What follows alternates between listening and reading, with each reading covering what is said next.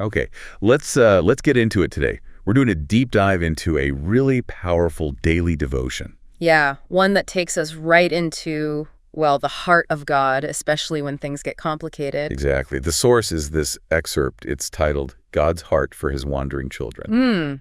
And it's rooted firmly in the Bible, specifically Hosea chapter 11, verses 1 through 11. Right, and it really zooms in on verse 9, doesn't it? It does. That's the linchpin. I will not carry out my fierce anger, for I am God and not a man, the Holy One among you. Such a powerful statement. Yeah. Especially considering the context. Definitely. Hosea is talking to Israel, or Ephraim, the northern kingdom. And they had seriously drifted, hadn't they? Turned away from God. Massively. Despite God's history with them, the love, the deliverance from Egypt, all of it. So understanding that background, that history of turning away, is kind of crucial here. It really is. It sets the stage for why this devotion finds such profound insight in God's response. So our goal here, our mission for this deep dive, is to unpack the main point the devotion makes.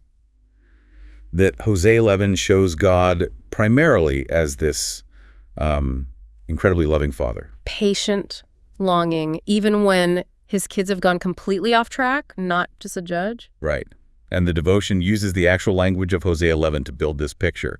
It points to those verses. The ones describing God teaching Israel to walk. Yes, like a parent, leading them with kindness, lifting them close. These aren't just abstract ideas, are they? They're very relational, very tangible images of care. Super vivid. But then right alongside that tenderness, there's the harsh reality. The people kept turning away, chasing after idols, after Baal. Responding to that incredible love with, well, rebellion. It sets up this amazing tension. Yeah, and that tension is key. The devotional really focuses on how, despite that persistent rejection, God's love didn't just, evaporate. He didn't just give up. No.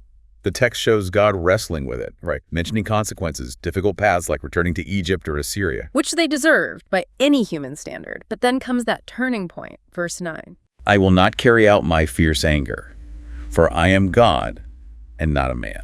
And that phrase, I am God and not a man, that's like the core insight the devotional pulls out. What does it suggest, according to the source? It suggests a divine character, a level of patience, compassion, something fundamentally different from how humans typically react with anger or revenge.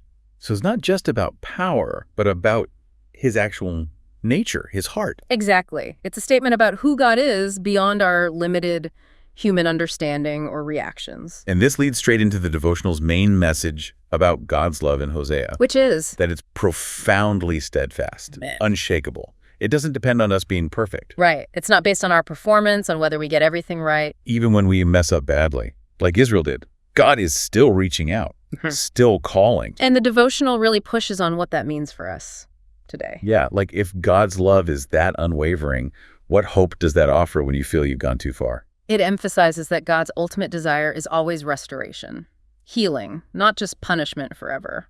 Even if discipline is part of the picture sometimes. Of course. But his compassion rooted in that I am God, not man. Reality, it's just bigger than our failures. So wrapping up what this deep dive into the devotional on Hosea 11 shows us. It's a God whose love is like that patient parent, whose heart aches but leans towards mercy. Whose compassion transcends our human failings. Yeah. The love is steady. It's not conditional on our behavior. And he always, always desires our return, our healing, our restoration. The core call from the source, summed up in its one word. Come back. Simple as that. Yeah. An invitation. Yeah. Based on the promise that he won't give up on you.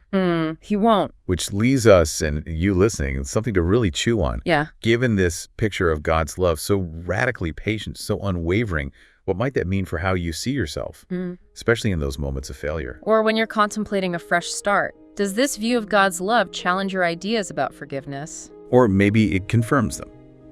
How does it stack up against what you think real love looks like for yourself and maybe how you offer it to others? Well, definitely something to sit with.